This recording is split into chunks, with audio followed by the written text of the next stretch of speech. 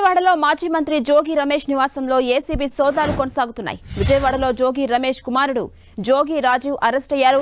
రాజీవ్ను ACB కార్యాలయానికి తరలించారు. అగ్రిగోల్డ్ భూముల వ్యవహారంలో జోగి రమేష్ పై ఆరోపణలతో ఏసీబీ తనిఖీలు చేపట్టింది. ఏసీబీ సోదాలపై మాజీ మంత్రి జోగి రమేష్ మండిపడ్డారు. చంద్రబాబు ప్రభుత్వంపై మాజీ మంత్రి జోగి రమేష్ ఫైర్ అయ్యారు. ఇది జోగి రమేష్ పై జరిగిన దాడి కాదని బలహీన వర్గాలపై జరుగుతున్న దాడిగా అభివర్ణించారాయన. అగ్రిగోల్డ్ వ్యవహారంలో తాను ఎలాంటి తప్పు చేయలేదన్నారు. తాను తప్పు చేసి ఉంటే విజయవాడ నడిబొడ్డున ఉరేసుకుంటా అంటూ మండిపడ్డారు జోగి రమేష్. కక్ష సాధింపులు నా కుటుంబం మీద కన్నా చేస్తే పైన దేవుడు ఉన్నాడు.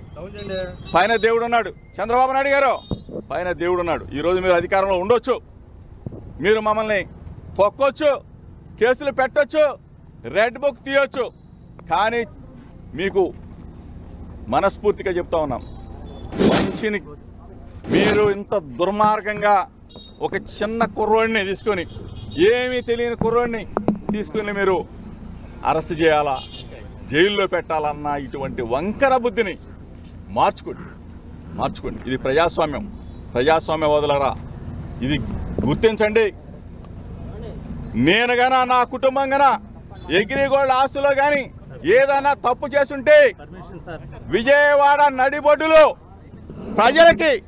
ప్రజల సాక్షిగా అవసరమైతే ఊరేసుకుంటాం. తప్పు చేస్తుంటే ఊరేసుకుంటాం. అంతేగాని ఇట్లా మమ్మల్ని బలహీన వర్గాలను వేధించడం న్యాయమా, ధర్మమా? చంద్రబాబు నాయుడు గారు, మీకు న్యాయమేనా? చంద్రబాబు నాయుడు గారు, దయచేసి మరొకసారి మీరు ఆలోచన చేసుకొని మీడియా మిత్రుల ద్వారా ప్రజలందరికీ కూడా ఇది జోగి రమేష్ మీద కుమారుడి మీద జరిగిన దాడి కాదు.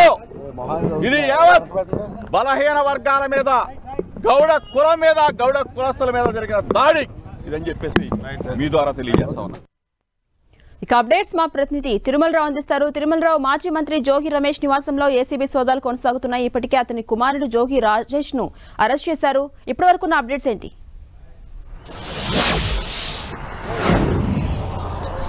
ఝాన్సీ, కొద్దిసేపటి క్రితమే ఎవరైతే ఉన్నారో మాజీ మంత్రి జోగి రమేష్ తనయుడు అగ్రిగోల్డ్ భూముల కుంభకోణం కేసులో ప్రధాన నిందితుడు A1 అయినటువంటి రాజీవ్ ని ఏసీబీ పోలీసులు అదుపులో తీసుకుని తన కార్యాలయం తరలించడం జరిగింది. అసలు ఈ భూముల కుంభకోణంలో తమ పాత్ర ఏమిటి, అదేవిధంగా ఇది ఆల్రెడీ కోర్టులో ఉన్నప్పటికీ మీరు ఎందుకు కొనుగోలు చేశారు, దానికి కారణాలు ఏంటో అనే వివిధ కోణంలో ప్రశ్నిస్తున్నారు ఏసీబీ అధికారులు సిద్ధమే చేశారు. ఉదయం 5 గంటల నుంచి వీళ్ళు చూడొచ్చు, జోగి రమేష్ హౌస్ అదేవిధంగా కార్యాలయం కూడా. ఈ ఉదయం 5 గంటల నుంచి మొత్తం 15 మంది సభ్యులు ఏసీబీ అధికారులు జోగి రమేష్ ఇంట్లో సుదీర్ఘంగా 4 గంటల పాటు సోదాలు చేయడం జరిగింది. సోదాల్లో కీలకమైన హార్డ్ డిస్క్లు అదేవిధంగా కీలకమైన పత్రాలు స్వాధీనం చేసుకున్నట్టు కూడా మనకు తెలుస్తుంది. వీటన్నిటి పూర్తి ఆధారాలతోనే ఎవరైతే ఉన్నారో జోగి రమేష్ తనయుడు రాజీవ్ ని కొద్దిసేపటి క్రితమే అరెస్ట్ చేసి ఏసీపీ కార్యాలయానికి అయితే తరలించడం జరిగింది.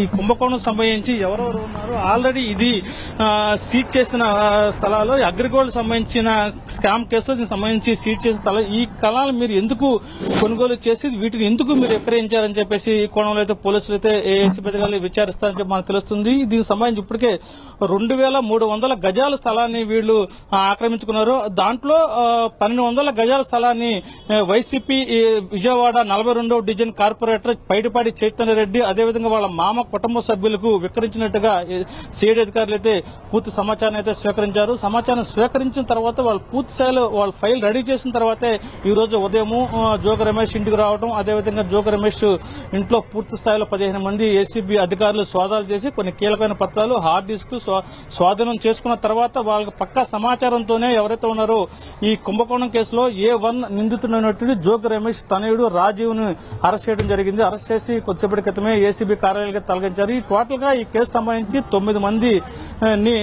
దీంట్లో ఉన్నట్లుగా ముద్దాలు తెలుస్తుంది.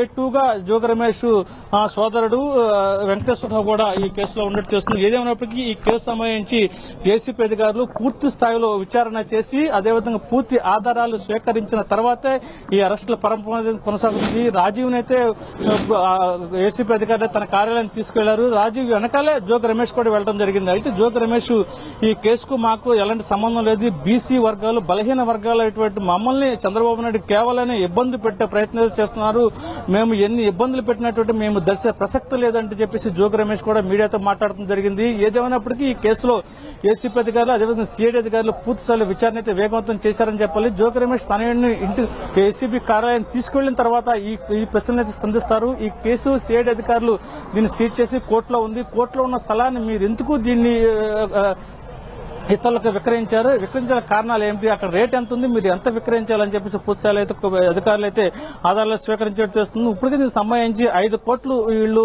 లబ్ధి చేకూరినట్టు జోగి రమేష్ కుటుంబానికి ఏసీపీ అధికారులు అయితే కొంచెం కనుగొనడం జరిగింది. ఏదేమైనప్పటికీ ఈ కేసులో జోగి రమేష్ తనని అరెస్ట్ చేయడంతో ఎవరైతే కొనుగోలు చేశారో వాళ్ళకు కూడా వెన్నులో వణుకు పడుతుందని చెప్పాలి. తర్వాత ఎవరిని అరెస్ట్ చేస్తారు, ఎవరి మీదకి ఈ కేసు మళ్ళుతుందని చెప్పేసి ప్రతి ఒక్కరైతే భయాందోళన, ఈ అక్రమాలకు పాల్పడిన ప్రతి ఒక్కరు భయాందోళన నెలకొందని చెప్పాలి. ఝాన్సీ. అలాగే తిరుమలరావు, మరోవైపు జోగి రమేష్ ఇందులో తన పాత్ర ఏమీ లేదు, దానికి నాకు సంబంధం లేదు అని అంటున్నారు. ఎలాంటి తప్పు చేయలేదంటున్నారు. ఇది జోగి రమేష్ పై జరిగిన దాడి కాదు, బలహీన వర్గాలపై జరుగుతున్న దాడి అంటూ అభివర్ణిస్తున్నారు. ఈ కామెంట్స్ మనం ఎలా అర్థం చేసుకోవచ్చు? దీనిపై ప్రభుత్వం స్పందించే ఛాన్స్ ఉందా? ఝాన్సీ, ప్రధానంగా కీలకమైన పాయింట్ మనం ఒకటే అర్థం చేసుకోవాలి. అధికారంలో ఉన్నాడు, అదేవిధంగా అధికారంలో మంత్రిగా పనిచేస్తాడు. ఈ మంత్రిగా పనిచేసిన అతను తన పాత్ర లేదు అంటే ఇది చల్లదని చెప్పేసి అనుకోవాలి మనం. అధికారం అడ్డం పెట్టుకునే అవినీతికి పాల్పడ్డాడు. పైగా ఇది అగ్రిగోల్డ్ సంబంధించి కోర్టులో ఉన్న కేసు. కోర్టులో ఉన్న స్థలాన్ని అంబాపురంలో ఇది కబ్జా చేశాడు. అదేవిధంగా రిజిస్టర్ ఎలా చేశాడు, దీనికి సంబంధించి అని చెప్పేసి ప్రతి ఒక్కరైతే ఆసక్తిగా వింటున్నారు. ఇప్పుడు నాకు సంబంధం లేదు, ఈ కావాలని బలహీన వర్గాలని దీన్ని ఇన్వాల్వ్ చేశారని చెప్పి దాంట్లో ఆంతర్యం ఏంటంటే ప్రధానంగా మనం ఒకటి చెప్పుకోవాలి. ఇది బలహీన వర్గాలను అడ్డం పెట్టుకుని ఇది ఇప్పుడు కేసు వచ్చింది, తనని అరెస్ట్ చేశారు.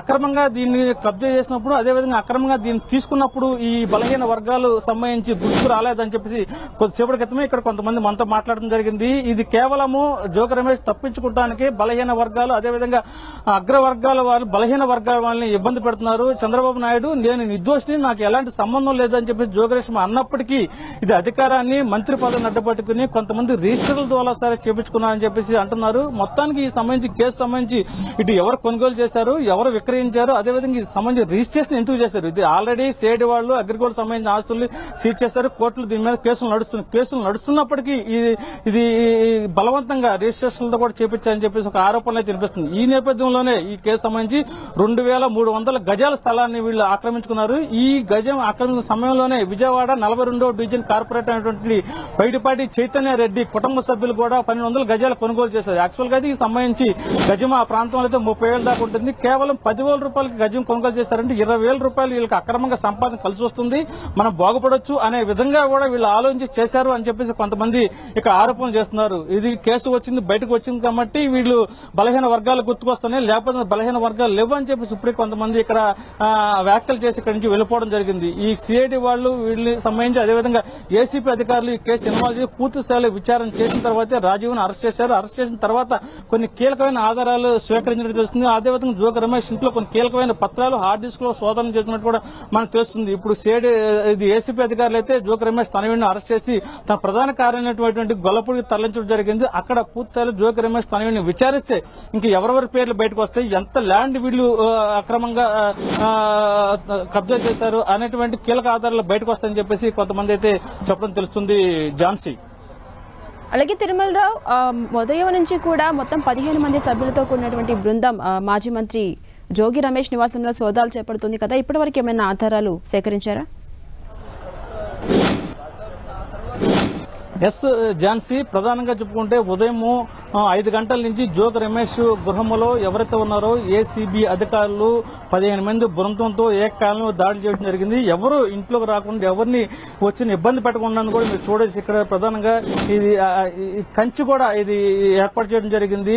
ఎవరైనా అధికారులకు ఇబ్బంది కలిగిస్తే వాళ్ళ మీద చర్యలు తీసుకుంటామంటూ ఒక సంకేతాలు అయితే తెలుస్తుంది. ఈ నేపథ్యంలోనే జోగి రమేష్ ప్రధానంగా తన ఇంట్లో సోదాలు చేసే సమయంలో అయితే పోలీసులు, ఇబ్రహీంపట్నం పోలీసులు, అదేవిధంగా భవానీపురం పోలీసులు సంయుక్తంగా భారీ భద్రత, భారీ బందోబస్తు మధ్య ఇక్కడైతే ఇంట్లో సోదాలు చేయడం జరిగింది. సోదాలు చేసిన తర్వాత కొన్ని కీలక పత్రాలు, అదేవిధంగా కీలక ఆధారాలు సేకరించిన తర్వాత ఇది కన్ఫర్మ్ చేసుకుని కొద్దిసేపటి క్రితమే జోగి రమేష్ తనయుడు ఎవరైతే ఉన్నారో రాజీవ్ని అదుపులో తీసుకుని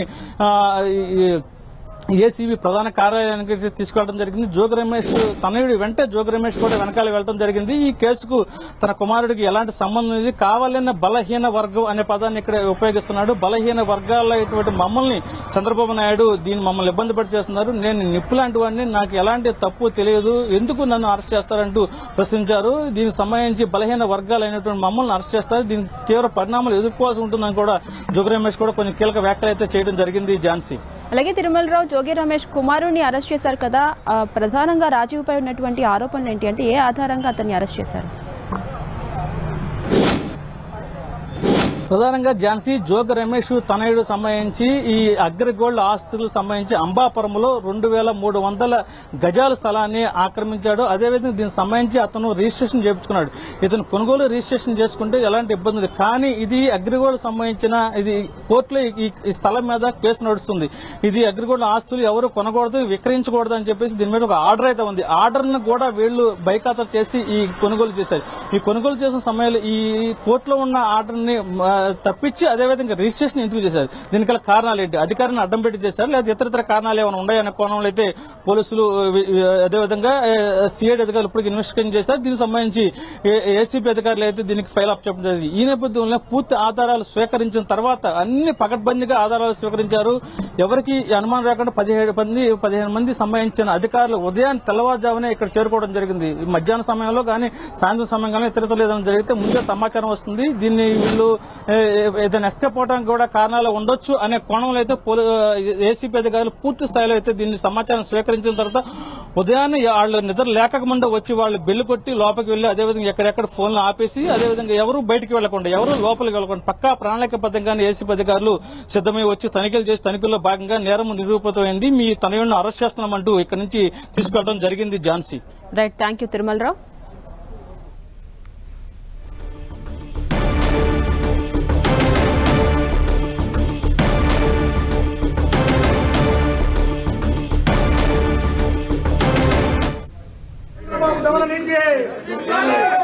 చంద్రబాబు దమన నీతి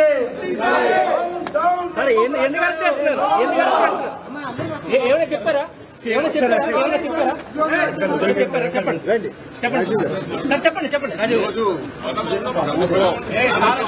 జగన్ సార్ ఈ అరెస్ట్ ని ఎలా చూస్తారు? నిజంగా ఈ భూమి అక్రమాలు పాల్పడ్డారా ఏంటి?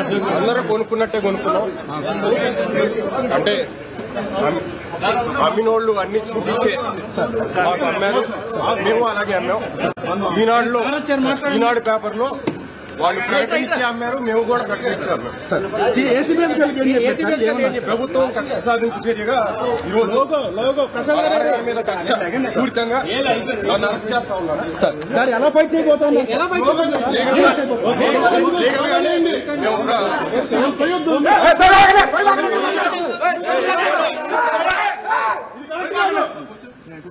మేము సహకరిస్తున్నాం.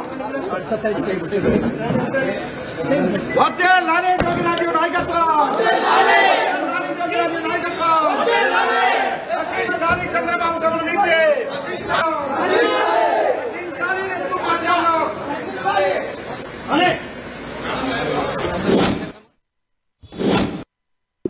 ఎంఏ చేశాడు, డిలైట్లో జాబ్ చేసి వచ్చాడు. అసలు అమాయకంగా ఎటువంటి తప్పు చేయనటువంటి మా కుటుంబాన్ని, నా మీద కక్ష ఉంటే ఉండొచ్చు చంద్రబాబు నాయుడు గారికి, నా మీద కక్ష ఉంటే ఉండొచ్చు లోకేష్కి. ఎగిరిగోల్డ్ ఏంటి బాబు, ఎగిరిగోల్డ్ ఆస్తులు ఆల్రెడీ అటాచ్మెంట్లో ఉన్నాయి. మొట్టమొదటిసారిగా నేను మీడియా ముందు మాట్లాడుతూ ఉన్నా. మొట్టమొదటిసారిగా ప్రభుత్వం అధికారంలోకి వచ్చిన తర్వాత మొట్టమొదటిసారిగా మీడియా ముందుకు వచ్చారు. ప్రభుత్వం ఏదైనా మంచి చేస్తే మంచి చెప్దామని చెప్పి అనుకున్నాం. కానీ ఈరోజు అగ్రిగోల్డ్ భూములేంటి, ఆల్రెడీ అటాచ్మెంట్లో ఉన్న భూముల్ని ఎవరన్నా కొంటారా? అటాచ్మెంట్లో ఉన్న భూములు, అది కూడా 2300 గజాల భూమి. ఆ 2300 గజాల భూమిని ఈనాడు పేపర్లో పబ్లిష్ చేసిన తర్వాత మా బాబాయ్ గారు, నా కుమారుడు ఏ విధంగా అయితే మనం కొనుగోలు చేస్తామో అట్లానే కొనుగోలు చేసి రిజిస్ట్రేషన్ చేసుకున్న తర్వాత అది మళ్ళా వేరే వాళ్ళకి అమ్మటం జరిగింది. అంటే ఏ విధంగా అయితే మనం భూమి కొని అమ్ముతామో అట్లానే అది వాళ్ళు మా దగ్గర నుంచి కొనేటప్పుడు కూడా ఈనాడు పేపర్లోనే పబ్లిష్ చేయించుకొని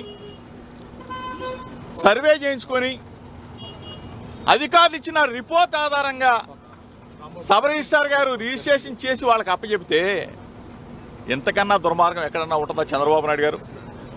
దయచేసి నేను మిమ్మల్ని అడుగుతా ఉన్నా, నా మీద కక్ష ఉంటే నా మీద తీర్చుకోండి. అంటే అభం శుభం తెలియని నా కుమారుడి మీద, అమెరికాలో చదివి వచ్చాడు, ఎంఏ చేశాడు, డిలాయిట్లో జాబ్ చేస్తున్న నా కుమారుడి మీద మీరు ఈ విధంగా కక్ష తీర్చుకునే కార్యక్రమం చేయటం న్యాయమేనా, మీకు ధర్మమేనా అని అడుగుతా ఉన్నా. దయచేసి ఆలోచన చేసుకోమని అడుగుతా ఉన్నా. ప్రభుత్వాలు వస్తూ ఉంటాయి, పోతూ ఉంటాయి. మీరు అధికారంలో ఉన్నారు, దయచేసి ఒకసారి ఆలోచన చేసుకోండి. మేము అధికారంలో ఉన్నప్పుడు మీ మీదకి దాడికి రాలా. దయచేసి మీరు ఆ మైండ్లో కానీ ఆ ఆలోచన కానీ ఉంటే తీసేసుకోండి. ఆనాటి ముఖ్యమంత్రి జగన్మోహన్ రెడ్డి గారి మీద అయ్యన్న పాత్రుడు గారు చేసిన విమర్శల్ని నానా బూతులు తిట్టిన తర్వాత మీ ఇంటికి వచ్చి ఒక పెద్ద మనిషికి నిరసన తెలియజేయడానికి వచ్చాను తప్ప మీకు చెప్తే ఈ వ్యవస్థని మారుస్తారేమో, 40 సంవత్సరాల చరిత్ర ఉన్న రాజకీయ అనుభవం ఉన్న చంద్రబాబు నాయుడు గారు ఒక మంచి చేస్తారేమో, ఒక మంచి ఉద్దేశంతో రాజకీయాలను తీసుకొస్తారేమో అని చెప్పేసి మేము ఆలోచన చేశాం. కానీ దయచేసి ఇటువంటి దుర్మార్గాలకి ఒడి కట్టవద్దు చంద్రబాబు నాయుడు గారు.